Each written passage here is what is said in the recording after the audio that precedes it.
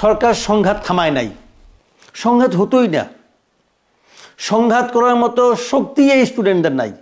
বরঞ্চ আমি বলি সরকার এই স্টুডেন্টদেরকে বাঁচাই দিল।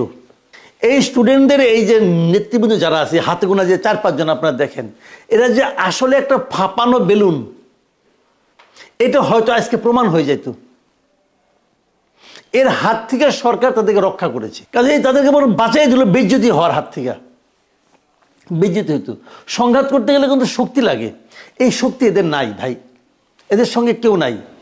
ওরা তো দাবি করছে যে, দাবি তো সবাই করে। আপনি বামপন্থী বাংলাদেশে অনেকগুলো সংগঠন আছে না, এদের বক্তৃতা শুনে দেখেন দু একটার।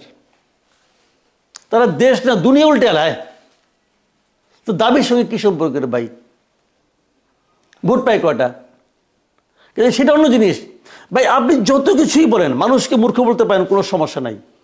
মানুষ বুঝে না, আপনারা কেউ বুঝে না, এটাও আপনি বলতে পারেন, কোনো সমস্যা নাই। আপনি মহাজ্ঞানী, কিন্তু আপনারা কেউ বুঝে না, আপনি কি করবেন? এই যে নির্মল সেন ছিলেন নাকি সাংবাদিক আমাদের, উনি সারা জীবন গরিব মানুষের রাজনীতি করতেন। ইলেকশন হয়তো বাড়ি ছিল গোপালগঞ্জ, ইলেকশন করতেন, ভোট পেতেন 250-300। দুনিয়া কিন্তু দুঃখ করে বললেন যে আমি সারা জীবন রাজনীতি করলাম গরিব মানুষের জন্য, কিন্তু গরিব মানুষ আমার ভোট দেয় নাকি? আমাদের বামপন্থীরা কিন্তু সারা জীবন পলিটিক্স করে, কিন্তু মানে একদম মানে ছিন্নমূল মানুষের জন্য, কিন্তু ছিন্নমূলে তারা ভোট দেয় না। কেন দেয় না? ছিন্নমূলের সঙ্গে তাদের কমিউনিকেশনটা হয় না, কিন্তু ওনারা মনে করে হয়ে গেছে। তো কে কি বললো, কে কি দাবি করলো, এতে কিচ্ছু যায় আসে না। বিষয়টা হলো বাস্তবতাটা কি?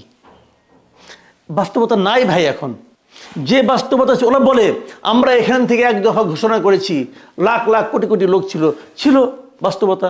আজকে ঘোষণা করতো, ওরা তো এর সঙ্গে তুলনা করছে। আমি তো খুব আগ্রহী ছিলাম যে কি হয় আজকে। কিছু ওই শিবিরে কিছু লোক আসতো, আর কেউ আসতো না। তাও শিবিরের লোকগুলো আসতো কেন? ওই যে ওখানে আপনার তাদের একটা আজকে প্রোগ্রাম ছিল, ওই জন্য আসতো। আর সারা দেশ থেকে কিছু লোক আনানো হয়েছিল। এই প্রশ্ন তো এখন উঠেই নাই, উঠবে কয়দিন পরে। এই সারা দেশ থেকে লোকগুলো আপনি আনছেন, বিরিয়ানি প্যাকেট দিয়ে আনছেন, টাকাটা পাইলেন কই ভাইয়া? আপনাদের ইনকামটা কি? আপনাদের ইনকামটা কি বলেন? যে ছাত্র বৈষম্যমূলক ছাত্র আন্দোলন, ওদের ইনকামটা কি? রূপায়ণ টাওয়ারে তারা পুরো একটা ফ্লোর নিয়ে অফিস বানাইছে, ইনকামটা কি? আপনারা বুঝান আমারে, ইনকামটা কি? সদস্যদের চাঁদাও তো হতে পারে। কে সদস্য? তাদের কত টাকা চাঁদা পায় দেখাক না। রূপায়ণ টাওয়ারে পার স্কোয়ার ফিটের ভাড়া কত? আপনি বলবেন যে রূপায়ণ টাওয়ারের মালিক তাদেরকে দিয়েছে। কেন দিয়েছে রূপায়ণ টাওয়ারের মালিক? কেন দিয়েছে? ওরকম উত্তর তো ওবায়দুল কাদের দিয়েছিল। 30 লাখ টাকা দামের ঘড়ি বলছিল আমাকে আমার বন্ধুরা গিফট করেছে। তো আপনি যখন নাকি মন্ত্রী না হয়েছেন তখন তো গিফট করে নাই। এই ওবায়দুল কাদের তো একসময় বাংলা বাণিজ্য এক্সটেনিয়েটার ছিল। তখন পেছনে একটা রেস্টুরেন্ট ছিল, ওই রেস্টুরেন্টে গেলে পরে ওই রেস্টুরেন্ট মালিক অন্যদিকে ঘুরাই থাকতো, কারণ তার বাকি পড়ছিল অনেক। ওই রেস্টুরেন্টে আমরা যে খাওয়া দাওয়া করতাম, তখন শুনছি ওবায়দুল কাদের কত টাকা বাকি রাখছিল ওখানে। পরে সেই ওবায়দুল কাদের 30 লাখ টাকা দামে ঘড়ি দেয়। কেন ভাই? ভালোবাসা? ভালোবাসা না, এটা হলো লেনদেন। আমি তোমার দেবো, তুমি আমার দিবা। তো এখানেও একই জিনিস হচ্ছে। রূপায়ণ টাওয়ারে একটা সাপোর্ট দরকার।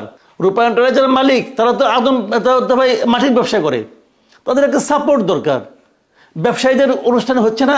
মাঝখানে তো শুনলাম, এই যে আজকে শুনলাম এক ঘটনা, কোন এক গ্রুপ নতুন কি মিডিয়া বানাইতেছে, নাবিল গ্রুপ, তার নাকি কার বিয়েতে, তার মেয়ের বিয়ে না ছেলের বিয়ে যায়, সেখানে নাকি 5 জন উপদেষ্টা গেছে। কেন? যাদের বিরুদ্ধে আপনার তদন্ত করবেন তার ওখানে আপনার যাইতে হয়, তার সামাজিক অনুষ্ঠানে আপনাকে থাকতে হয়। কেন বলেন? কেন থাকতে হয় ভাই? সবই এক। আমরা বলি তো যে ভাই এই দেশের জনগণের সঙ্গে কেউ নাই, সব এক।